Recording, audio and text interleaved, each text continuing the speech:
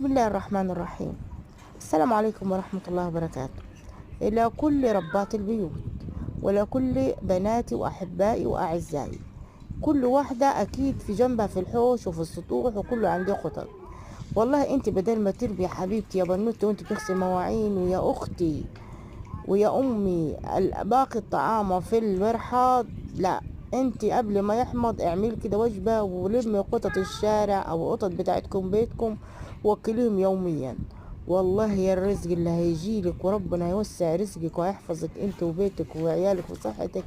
ليه؟ لانك ما بتبخليش بعض من صحتك ولا من مالك في اكل الحيوانات الضالة دي او اللي هي الحيوانات الاليفة.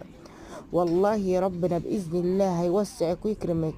هتقولي ما انا اوكل البني ادمين اولى، ايوه وكلي، اداكي ربنا استطاعت اكلي اكتر من كده اكلي، بس ده الفائض منك.